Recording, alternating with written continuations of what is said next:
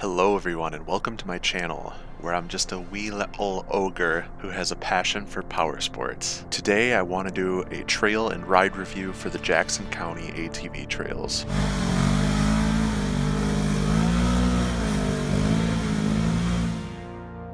So starting off, I'm going to let you all know a little bit about me. I've been riding ATVs for about 10 years and dirt bikes for about 5. Single track on dirt bikes or dual sports is my preferred method of riding, but I love anything power sports. I don't have a lot of experience with UTVs, but I'll try and give you my take.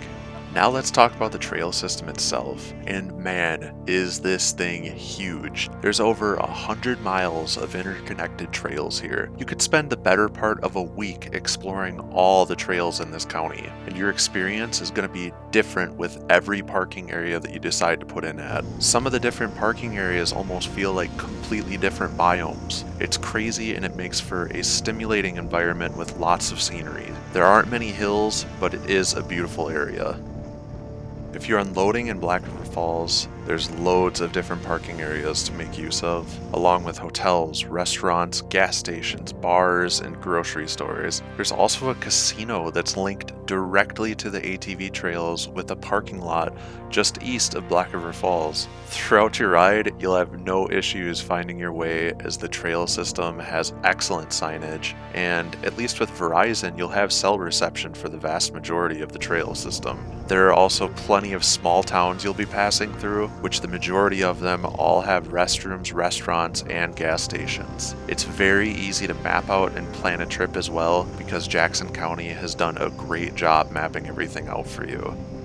The trail is open almost year-round to ATVs and DOT plated dirt bikes or dual sports. That means a bike with a street plate, meaning you can go anywhere on the road. Non-street legal dirt bikes are not allowed on the ATV trail system, except for the area that connects the OHM only single track. UTVs are only allowed during the late spring summer months. Your machine must be equipped with USFS spark arrestor, and it must be quieter than 96 decibels. As of this year, Wisconsin residents only require Wisconsin registration stickers and safety certificates. As for non-residents, there's a trail pass that must be purchased, and you must conform to whatever rules Wisconsin has out for out-of-state ATV safety training. Now, on to the actual trails. When it's dry, the trails are dry and easygoing, but extremely sandy and dusty at some points, so keep that in mind. But when wet,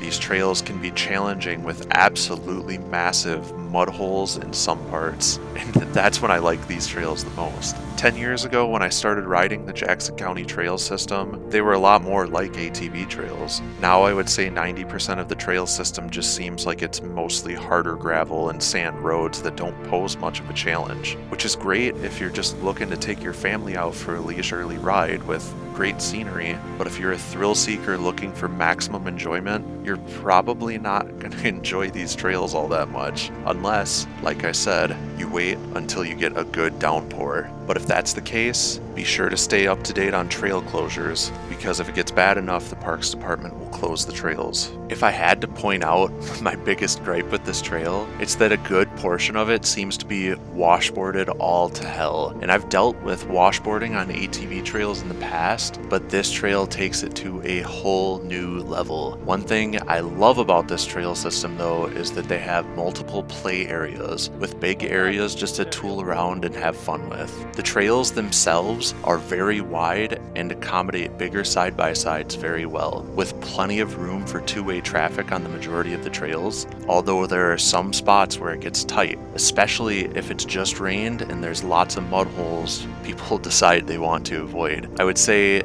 these trails are definitely tailored more to UTVs though. They're groomed wide and are relatively flat with some really long straight stretches. These trails can be really rough on an ATV or dual sport, but the bigger tires and suspension of a UTV would soak all of this up with no issue. Another issue I have with this trail is overpopulation on the trails themselves. This trail is widely popular here in Wisconsin, and of course, more people means, for lack of a better word, more idiots. You've really got to be careful of people flying through the inside of blind turns on this trail and just going way too fast in general. I can guarantee you'll see this at least once on the trail system in your stay there. It's well regulated with DNR checkpoints, but with how many people are out there, reporting these incidents only goes so far. As far as riding dual sports or plated dirt bikes on this trail, there are some areas of the trail with very, very deep sand, so make sure you're either an experienced rider or just have a controllable machine in general. I would advise against riding bigger ATV bikes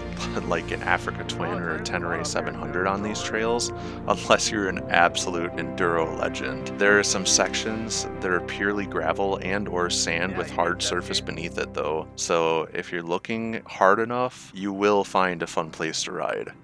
So how would I rate the ATV trail system then? I'll rate on a scale of 1 to 10, with 10 being the hardest or best. Trail difficulty when dry, I'll give a 2 out of 10. Like I said, it's not much different than just riding a gravel road or sand road when dry, but I'm giving it a 2 because there are some sections with steeper hills and slight ruts, along with some fun sections of whoops as well. Trails are groomed weekly, so of course this is subject to change as the week goes on. On 4-wheelers, this trail is extremely beginner friendly, but if on 2 wheels with all the deep sand, you've got to make sure you know what you're doing.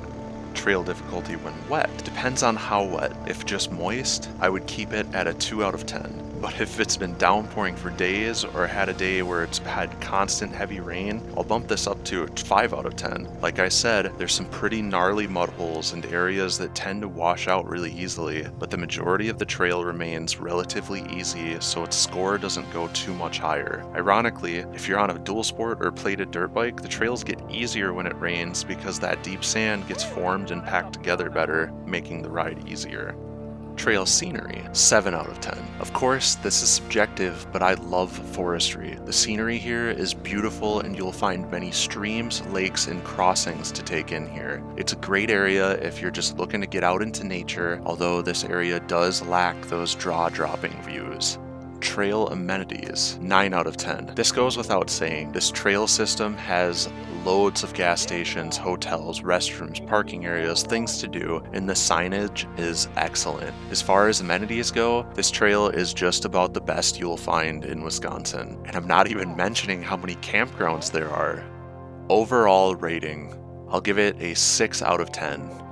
Overall, this is a great trail system and it's widely popular, but it lacks challenging obstacles, and in a sense, it seems like it's focused more on point A to point B rather than keeping the rider engaged. So as far as enjoyment of the trail overall, for me, it's pretty low, but the trail amenities and sceneries make up for that on my end.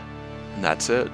That's my review of the Jackson County ATV trail system. Thanks for watching, and let me know what you guys think of this review. Should I do more trail reviews?